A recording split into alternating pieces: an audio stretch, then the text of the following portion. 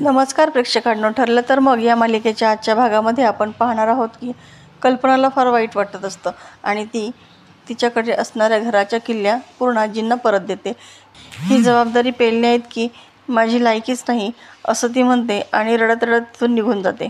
सायली म्हणते, पूर्णाजी तुम्ही सांगा ना प्लीज आईंना, हे घर त्यांच्या आधारावरती तो उभा आहे ना, त्या पाया आहेत या घरच्या. तेव्हा पूर्णाजी उठतात आणि ती किल्ली हातामध्ये घेतात.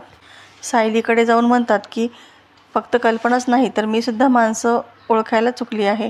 तू वारंवार तन्वीच्या चुका आम्हाला दाखवून देत होतीस, पण आम्ही त्याच्याकडे दुर्लक्ष केलं. तू तन्वीला हे घर पोखरू दिलं नाहीस, म्हणून ह्या किल्ल्या तूच सांभाळू शकतेस. सायली म्हणते, नाही पूर्णाजी, तुम्ही या घरच्या मोठ्या आहात, तुम्हीच ही जबाबदारी पेला. तेव्हा पूर्णाजी तिचं काहीही न ऐकता तिच्याकडे ती जबाबदारी सोपवतात. आता सायली अर्जुनला म्हणते की मला हे अजिबात पटलेलं नाही आहे. पूर्णाजींनी जेव्हा मला ह्या चाव्या दिल्या तेव्हा आई इथे नव्हत्या. आईंनी त्या चाव्या पूर्णाजींकडे दिल्या होत्या. आता यावरून आईंच्या मनामध्ये गैरसमज नको व्हायला. अर्जुन तिला समजावतो की पूर्णाजींनी तुला माफ केलं आहे आणि मम्मा पूर्णाजीच्या निर्णयाला कधीही विरोध करणार नाही. तूच सुभेदारांची परफेक्ट सून आहेस.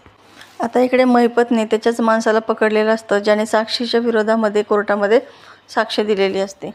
महिपत त्याच्या माणसांना सांगतो की याला चांगलं मारा, कातडी सोलेपर्यंत सगळे त्याला मारा. तो व्यक्ती महिपतला सांगतो की पोलिसांनी मला पकडलं होतं, माझ्याकडे दुसरा पर्याय नव्हता म्हणून मी तसं केलं. त्याचा मित्र म्हणतो की अहो आपलाच माणूस आहे साहेब, सोडून द्या ना त्याला, हवं तर त्याच्या वतीने मी माफी मागतो.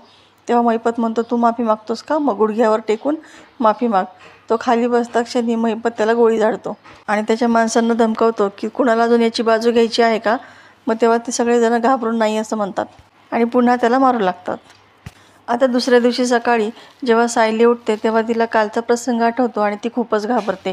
ती म्हणते की या चिठ्ठीकडे हे नक्कीच दुर्लक्ष करतील, या चिठ्ठीचं गांभीर्य मला कळतंय. महिपत आता खूपच खवळला आहे. तो काय करेल त्याचा काहीच नेम नाही. यांनी खूप जीव लावून मधुभाऊंची केस सोडवली खरी, आश्रम केस संपली, पण त्याचे परिणाम आता किती दिवस भोगावे लागतील कुणास ठाऊक.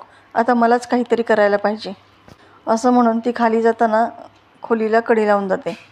आता इकडे महिपत काही वकिलांना घरी बोलवतो, त्यांच्यासमोर पैशाने भरलेली बॅग ठेवतो आणि तुमच्यापैकी कोण माझ्या पोरीची केस लढेल त्याला ही बॅग मिळेल आणि ही सुरुवातीची फक्त बॅग असेल, यानंतर तुम्हाला बॅगाच बॅगा मिळतील. सगळेजण घाबरलेले असतात. नेमकी अर्जुन सुभेदारने अशा पद्धतीने केस जिंकली आहे ना की ज्याच्या त्याच्या तोंडावरती फक्त याच केसचं नाव आहे. असं असताना सुप्रीम कोर्टमध्ये कोणत्या बेसवरती अपील करायचा हा प्रश्न त्यांच्यामध्ये असतोच, पण समोर महिपत असल्यामुळे ते खूप घाबरलेले असतात. तोंडावरती नाहीसुद्धा म्हणू शकत नसतात. मग त्यातला एक व्यक्ती म्हणतो की आम्ही तिघंजण जरा चर्चा करतो आणि तिघांमधून कोण ही केस घेणार हे ठरवतो. महिपत म्हणतो, नक्की तुम्ही सांगाल ना, का नाहीतर तुमची तंगडी तोडू. तो वकील घाबरूनच म्हणतो की नाही हो साहेब, आम्ही येतो ना, नक्की सांगायला येतो तुम्हाला. आणि असं म्हणून तिघंही आपल्या आपल्या फाईली उचलून तिथून पळून जातात. महिपत म्हणतो की ह्या तिघांपैकी एकही मर्द नाही आहे की जो अर्जुन सुभेदाराला टक्कर देऊ शकेल. तर प्रेक्षकांनो, अशाच नवनवीन व्हिडिओ अपडेटसाठी चॅनलला सबस्क्राईब करा.